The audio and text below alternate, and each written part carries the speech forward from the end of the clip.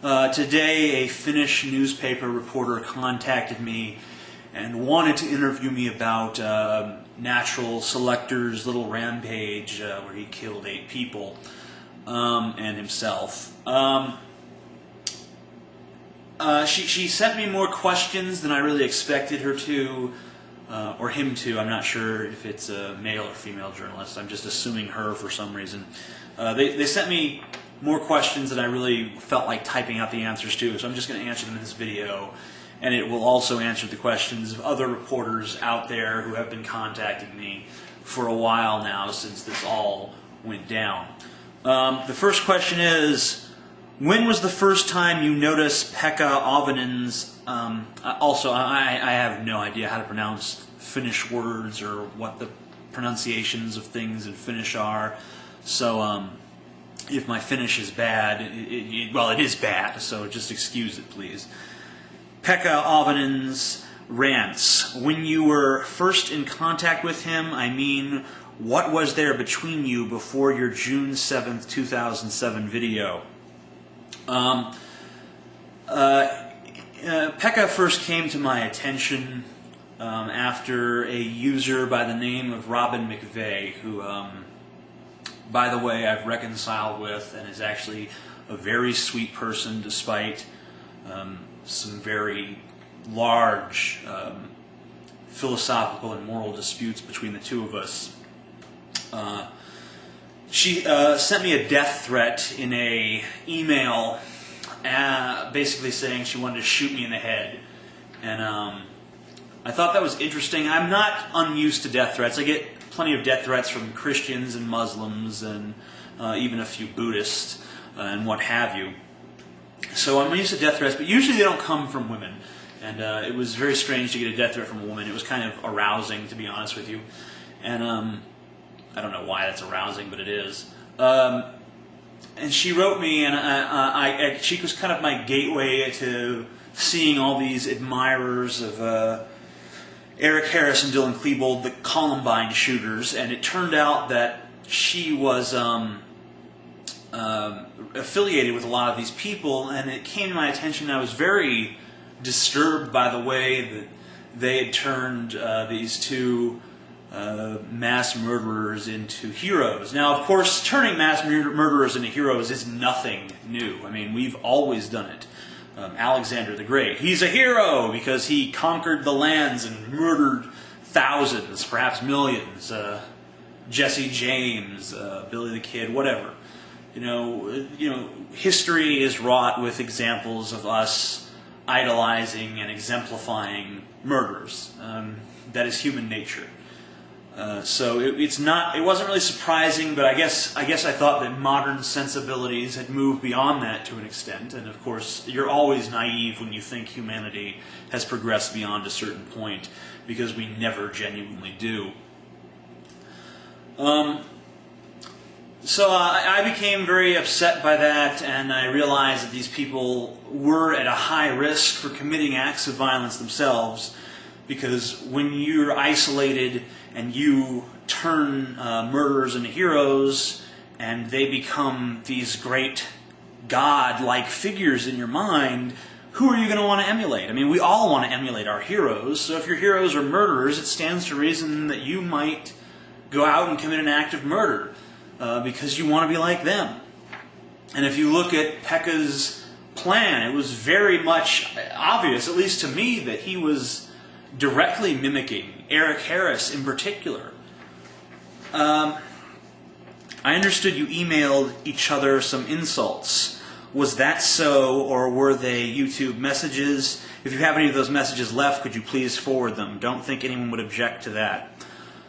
I don't have them. Unfortunately, I am in the habit of deleting YouTube messages instantly after I read them. I also don't have any of our IM conversations. We didn't have very many. I think we probably talked 5 or 6 times tops. We didn't have much of a private dialogue. Most of the conversation that we had was in videos or in comment sections of videos, which I think are now gone because his accounts were deleted. And that's unfortunate, really. But but we had very much a public discourse. I think if we had talked one-on-one, we might have gotten along a little bit better, because when you're talking in front of a crowd, you're not really talking with a person, you're talking at them for the benefit of a crowd. And I think that, later on I found out that he was actually quite pleased with my videos towards him, that far from feeling owned by them, he used them, he saw them as somewhat of a badge of honor for himself. And I think that's why he reached out to me later and made apologies to me and tried to build a friendship with me, but I wasn't interested in a friendship. Sadly, mostly because I don't like talking to guys. I like hanging out with girls. I don't know, they understand me better and I understand them better. I've never been one for guy talk, so I just kind of ignored him. And it's really unfortunate. I really wish I hadn't, because I think that maybe if I had been a friend to him, he wouldn't have done this. Now, that's a naive thought. I mean, chances are he, of course, would have done this, but perhaps if I had reached back when he reached out to me, this wouldn't have happened, but there's no way of knowing. Did you know his real name, or the fact that he was from Finland? I knew he was from Finland, and I knew his first name. I didn't know his full name. I knew that his first name was Pekka. What was there that made you talk about warning signs? You really had to have some really special feelings that this could be serious, or you wouldn't have done that video, right? Well, I mean, the warning signs, these were not warning signs that only I could have picked up on. They weren't warning signs that only I picked up on. A lot of people saw this going down. A lot of people saw that this could happen. I think that those who did see it did as much as they possibly could to stop it from ever happening. I told people, contact the authorities about these people because they're dangerous. And a lot of people didn't like that. They saw that as a threat to freedom of speech. And of course, I never said to arrest these people. I never said to prosecute them for anything. I just said that they probably bear watching. I don't think that it's anti-freedom to just say that maybe someone requires a little bit more attention than most other people. I mean, if someone has a history of violence, or someone is constantly talking about violence or obsessed with violence, then they're probably a risk for violence. I mean, I'm not talking about people who are obsessed with fantasy violence, people who like to play Grand Theft Auto or Manhunt 2 or whatever. I'm talking about people who talk constantly about committing actual acts of violence, who say that they see no moral problem with killing other people for fun or for cause or whatever, who say that they view human beings as subhuman and themselves as superhuman.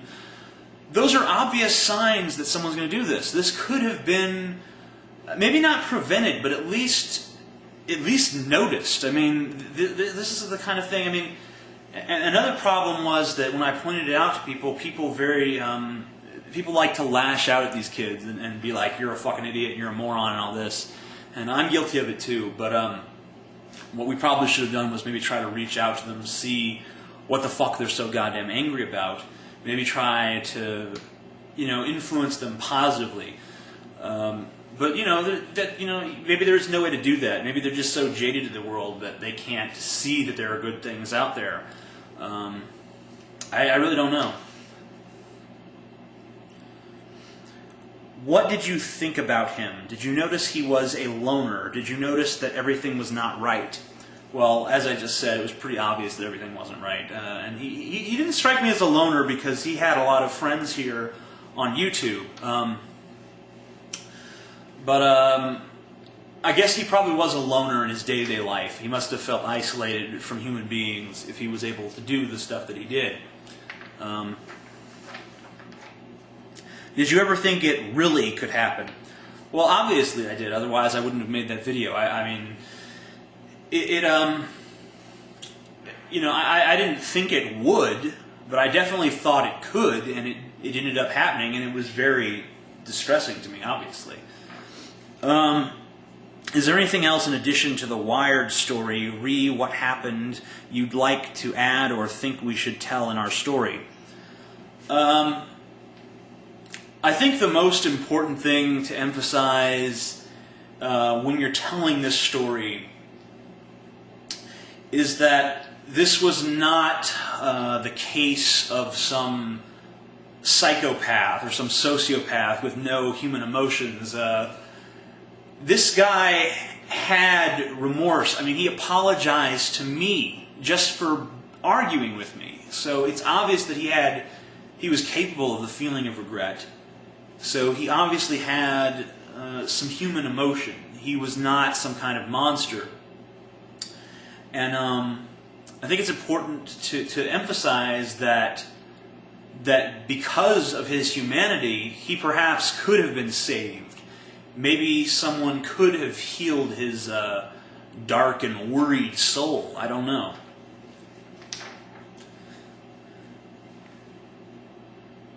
What did you think when you heard what happened in Jokela High School? Where did you hear it? I heard it.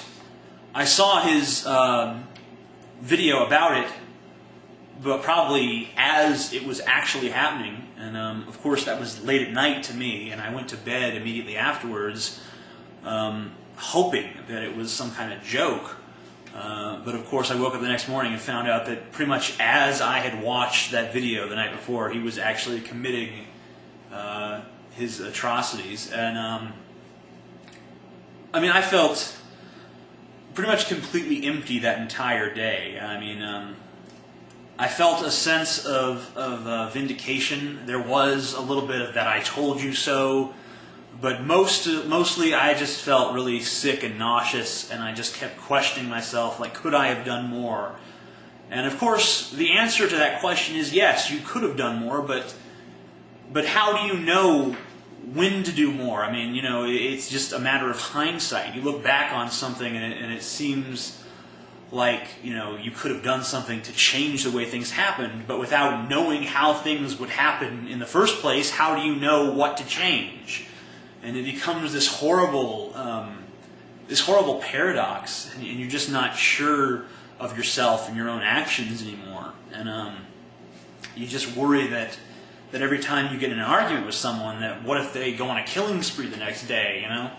And it's hard not to blame yourself. I mean, I think everyone that knew him, I mean, even the people who had just seen his videos and never had any contact with him beyond that, felt some manner of guilt, as if maybe there was something they could have done. Yeah, it was just a really sad and dark day, as you would expect. How have you felt afterwards about the shooting? Well, since then, you know, I've gotten over the idea of I could have done more. I've stopped blaming myself. I've stopped trying to look for someone to blame, because you can't ever just point to one thing and say it's this thing's fault. I think there are a number of things that are to blame for it. I think the way that we allow people to idolize murderers like Eric Harris and Dylan Klebold, that's a part of the disease here. But it's not just a matter of allowing them to do it, because of course you have to allow them. That's what freedom means. It means allowing people to believe that way. And I mean, if the price of freedom is less security, then that is the price of freedom, and we should all accept that.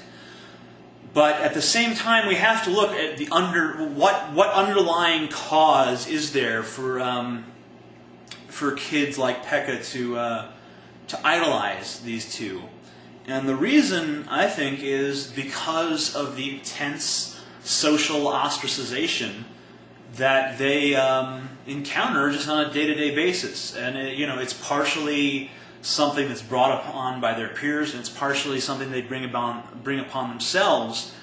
But I think we need to start reaching out to the kids that don't have any friends, that are always eating lunch alone. I mean, maybe they need some kind of special attention. Maybe they need a little bit more care and talking to. And we need people that are trained to deal with genuinely disturbed kids. I'm not ready to give up on them and just say, they're fucked. I think we need to do something about it. I mean, I know that I had a lot of trouble in high high school. I mean, I probably could have gone the same way Pekka had. I mean, I think a lot of us feel that way when we look back on our high school days. We think, I could have done that probably if things had been just a little bit worse or just a little bit different. That could have been me doing that. And that's another important point to emphasize, is it really could be just about anyone. It's not just one personality type that does this. Pretty much anyone can be driven to this act, and we need to look a lot more into preventative measures. But unfortunately, it seems like no matter how much you tell people that you need to look into preventative measures, they don't ever do it. They just react to the problems after they occur, and we cannot do that if we want this stuff to stop. We have to look at the root causes. Has anybody else from Finland contacted you about this besides at YouTube? Yeah, I've gotten contacted by a few other press people, but this is the first thing I've decided to respond to. What do you think should be done when similar situations occur to prevent these cases? I already answered that one, kind of. Do you think net communities should be more vigilant and more eager to tip authorities? I don't think tipping authorities is always the answer. I think a lot of times the authorities cracking down on something can make it worse.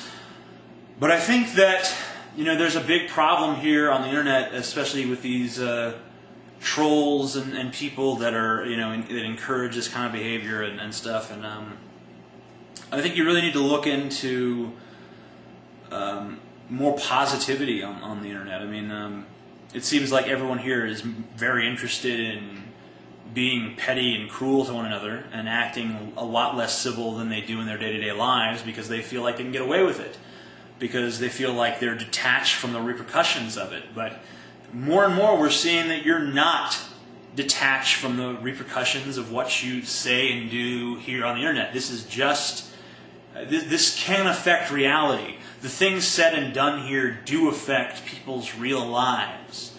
I think that once people start to get a better sense of that, maybe they'll stop being such complete and total assholes to one another.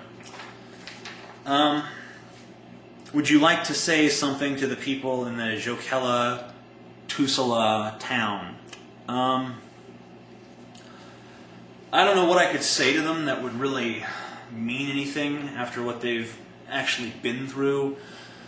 But, obviously I think that, everyone that is connected to this tragedy in any way, shape, or form, obviously